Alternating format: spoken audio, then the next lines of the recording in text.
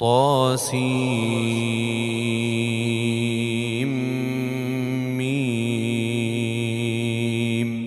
تلك آيات الكتاب المبين. نتلو عليك من نبأ موسى وفرعون بالحق لقوم يؤمنون.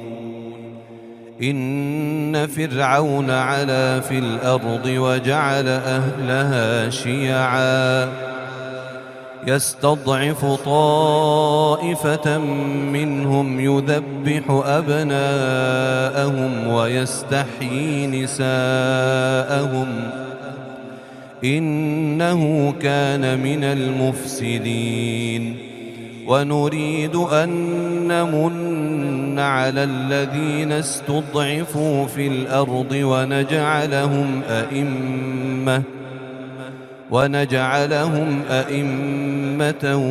ونجعلهم الوارثين ونمكن لهم في الأرض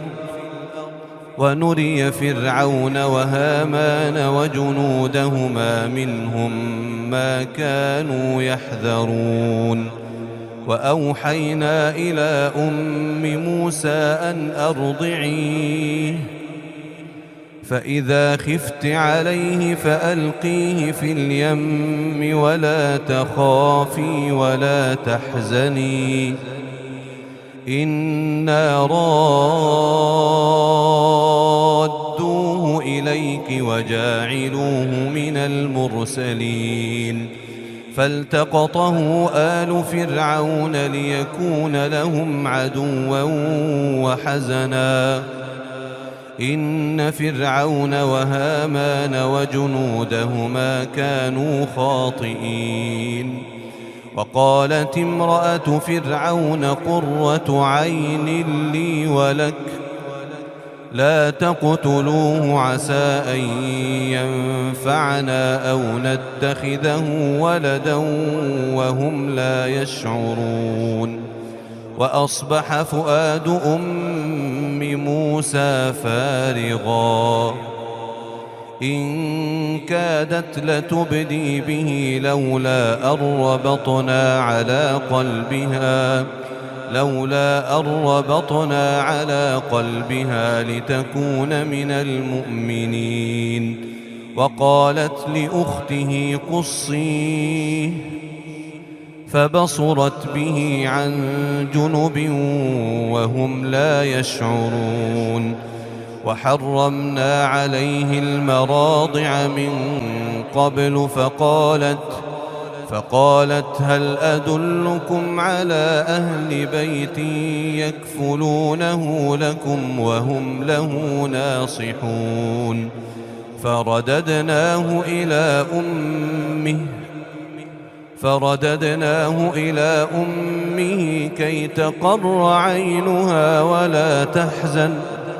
ولتعلم أن وعد الله حق ولكن أكثرهم لا يعلمون. ولما بلغ أشده واستوى آتيناه حكما وعلما وكذلك نجزي المحسنين. ودخل المدينة على حين غفلة من أهلها فوجد فيها رجلين يقتتلان هذا من شيعته وهذا من عدوه فاستغاثه الذي من شيعته على الذي من عدوه فوكزه موسى فقضى عليه قال هذا من عمل الشيطان إنه عدو مضل مبين. قال رب إني ظلمت نفسي فاغفر لي فغفر له إنه هو الغفور الرحيم. قال رب بما أنعمت علي فلن أكون ظهيرا للمجرمين. فأصبح في المدينة خائفا يترقب فإذا الذي استنصره بالأمس يستصرخه قال له موسى إنك لغوي مبين فلما أن أراد أن يبطش بالذي هو عدو لهما قال يا موسى أتريد أن تقتلني كما قتلت نفسا بالأمس إن تريد إلا أن تكون جبارا في الأرض وما تريد أن تكون من المصلحين. وجاء رجل من أقصى المدينة يسعى قال يا موسى إن الملأ يأتمرون بك ليقتلوك فاخرج إني لك من الناصحين. فخرج منها خائفا يترقب قال رب نجني من القوم الظالمين. ولما توجه تلقاء مدين قال عسى ربي أن يهديني سواء السبيل. ولما ورد ماء مدين وجد عليه أمة من الناس يسقون ووجد من دونهم امرأتين تذودان قال ما خطبكما قالتا لا نسقي حتى يصدر الرعاء وأبونا شيخ كبير. فسقى لهما ثم تولى إلى الظل فقال رب إني لما أنزلت إلي من خير فقير. فجاءته إحداهما تمشي على استحياء قالت إن أبي يدعوك ليجزيك أجر ما سقيت لنا. فلما جاءه وقص عليه القصص قال لا تخف نجوت من القوم الظالمين. قالت إحداهما يا أبت استأجره إن خير من استأجرت القوي الأمين. قال إني أريد أن أنكحك إحدى ابنتي هاتين على أن تأجرني 8 حجج فإن أتممت 10 فمن عندك وما أريد أن أشق عليك ستجدني إن شاء الله من الصالحين.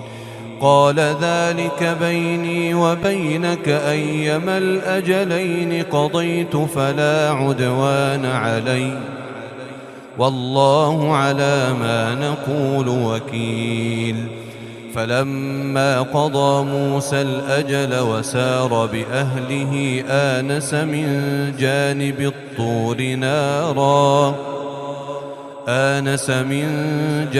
الطور نارا قال لأهلهم كثوا إني آنست نارا لعلي آتيكم منها بخبر أو جذوة من النار لعلكم تصطلون. فلما أتاها نودي من شاطئ الوادي الأيمن في البقعة المباركة من الشجرة أي يا موسى إني أنا الله رب العالمين وأن ألق عصاك. فلما رآها تهتز كأنها جان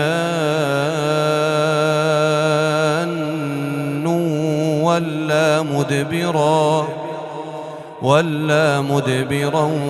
ولم يعقب. يا موسى أقبل ولا تخف إنك من الآمنين. أسلك يدك في جيبك تخرج بيضاء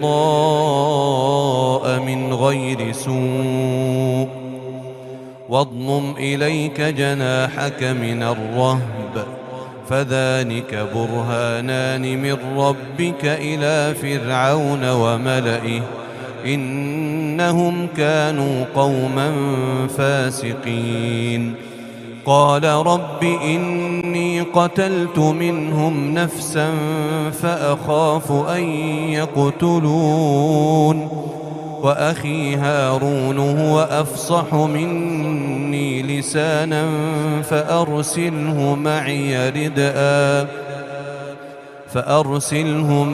رد أن يصدقني إني أخاف أن يكذبون. قال سنشد عضدك بأخيك ونجعل لكما سلطانا فلا يصلون إليكما بآياتنا أنتما ومن اتبعكما الغالبون. فلما جاءهم موسى بآياتنا بينات قالوا ما هذا إلا سحر مفترى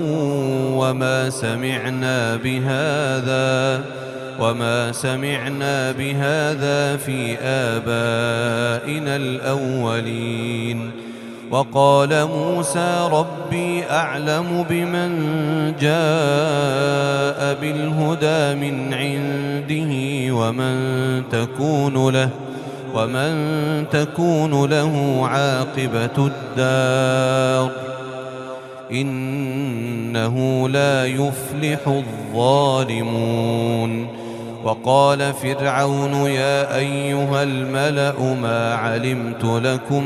من إله غيري فأوقد لي يا هامان على الطين فاجعل لي صرحا لعلي أطلع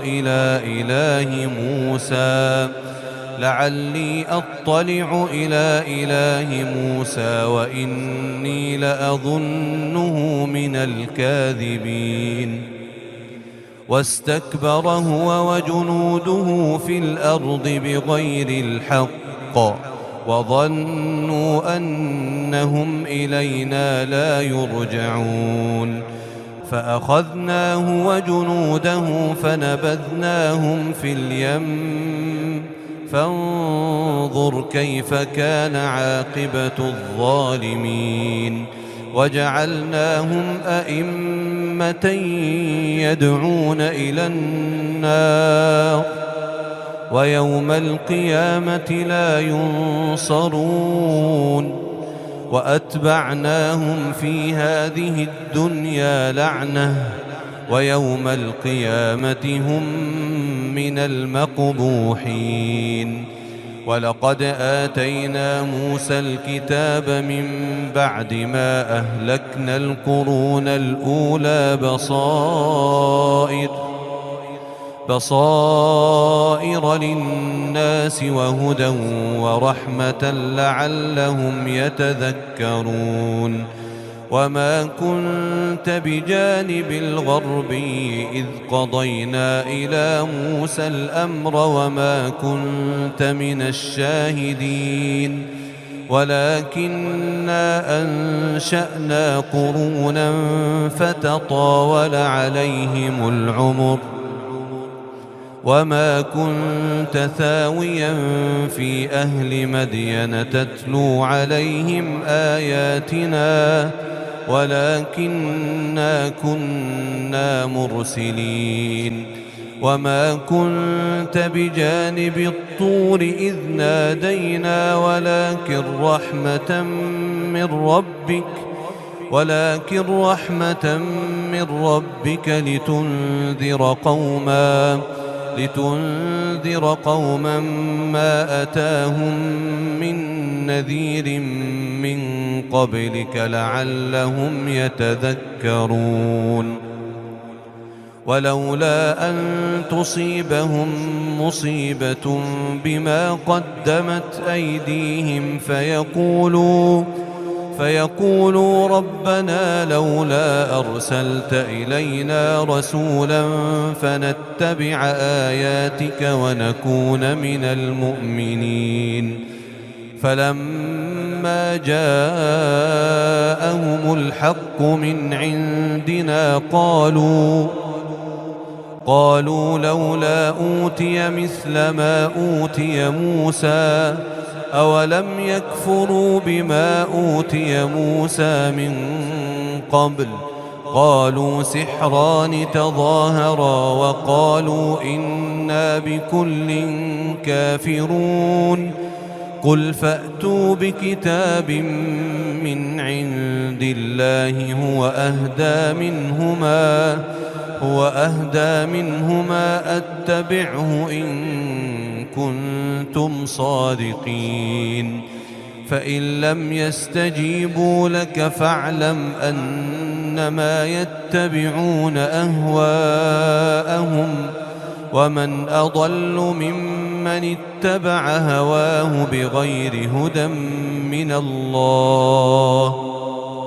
إن الله لا يهدي القوم الظالمين ولقد وصلنا لهم القول لعلهم يتذكرون الذين آتيناهم الكتاب من قبله هم به يؤمنون وإذا يتلى عليهم قالوا آمنا به إنه الحق من ربنا إنا كنا من قبله مسلمين أولئك يؤتون أجرهم مرتين بما صبروا ويدرؤون بالحسنة السيئة ومما رزقناهم ينفقون وإذا سمعوا اللغو أعرضوا عنه وقالوا لنا أعمالنا لكم أعمالكم سلام عليكم لا نبتغي الجاهلين إنك لا تهدي من أحببت ولكن الله يهدي من يشاء وهو أعلم بالمهتدين وقالوا إن نتبع الهدى معك نتخطف من أرضنا أولم نمكن لهم حرما آمنا يجبى إليه ثمرات كل شيء رزقا من لدنا ولكن أكثرهم لا يعلمون وكم أهلكنا من قرية بطرت معيشتها فتلك مساكنهم لم تسكن من بعدهم إلا قليلا وكنا نحن الوارثين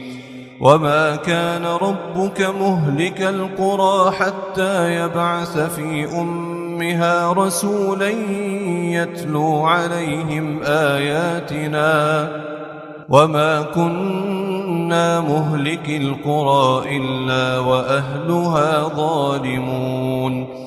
وما أوتيتم من شيء فمتاع الحياة الدنيا وزينتها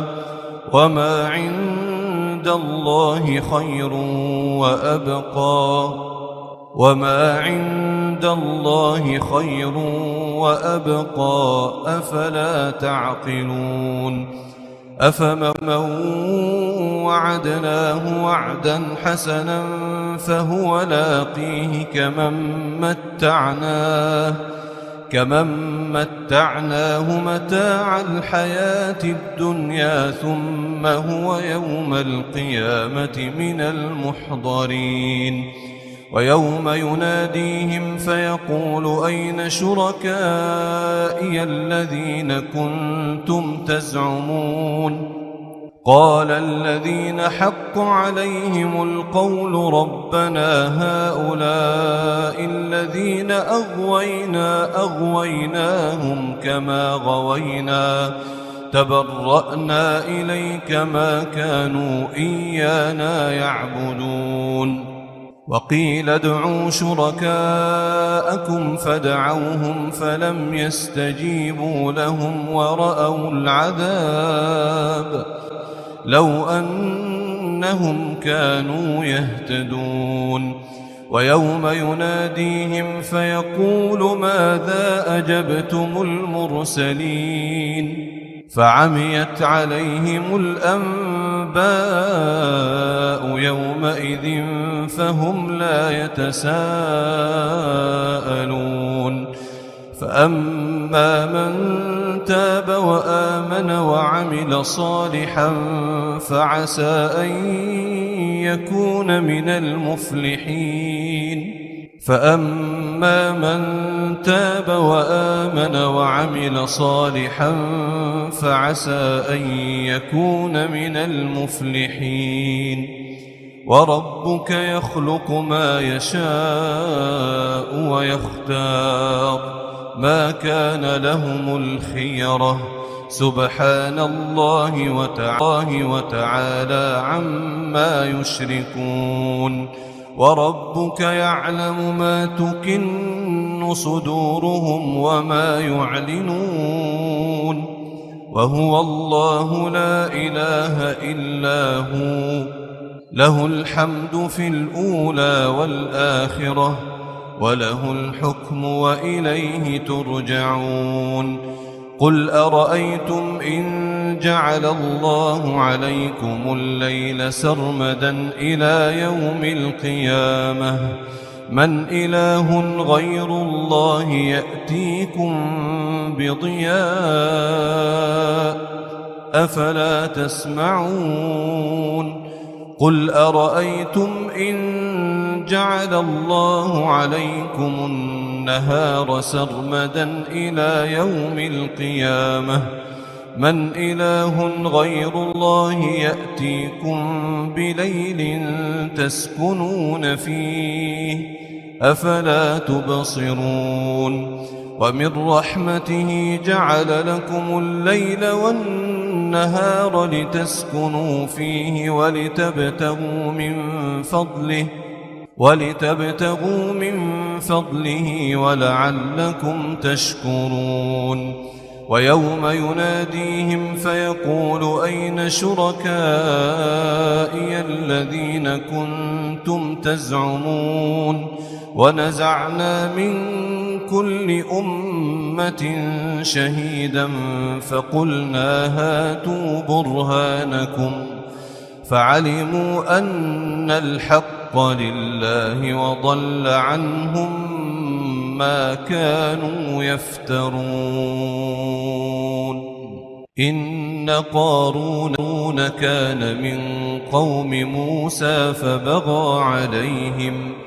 وآتيناه من الكنوز ما إن مفاتحه لتنوء بالعصبة أولي القوة إذ قال له قومه لا تفرح إن الله لا يحب الفرحين وابتغ فيما آتاك الله الدار الآخرة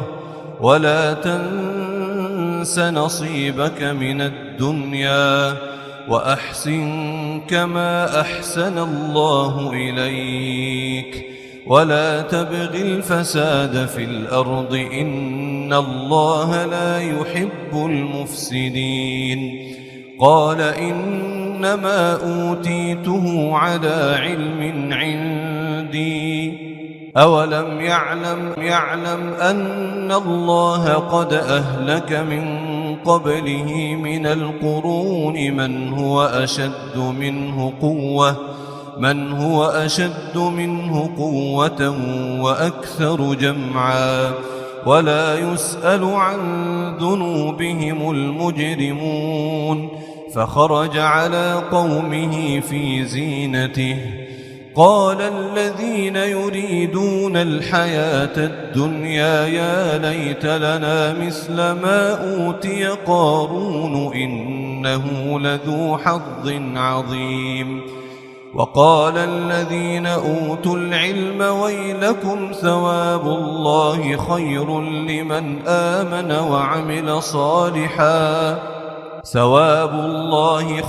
لمن آمن وعمل صالحا ولا يلقاها إلا الصابرون فخسفنا به وبداره الأرض فما كان له من فئة ينصرونه من دون الله وما كان من المنتصرين وأصبح الذين تمنوا مكانه بالأمس يقولون ويكأن الله يبسط الرزق لمن يشاء من عباده ويقدر لولا أمن الله علينا لخسف بنا ويكأنه لا يفلح الكافرون تلك الدار الآخرة نجعلها للذين لا يريدون علوا في الأرض ولا فسادا والعاقبة للمتقين من جاء بالحسنة فله خير منها ومن جاء بالسيئة فلا يجزى الذين عملوا السيئات إلا ما كانوا يعملون إن الذي فرض عليك القرآن لرادك إلى معاد قل ربي أعلم من جاء بالهدى ومن هو في ضلال مبين وما كنت ترجو أن يلقى إليك الكتاب إلا رحمة من ربك فلا تكونن ظهيرا للكافرين ولا يصدنك عن آيات الله بعد إذ أنزلت إليك وادع إلى ربك ولا تكونن من المشركين ولا تدع مع الله إلها آخر لا إله إلا هو كل شيء هالك إلا وجهه له الحكم وإليه ترجعون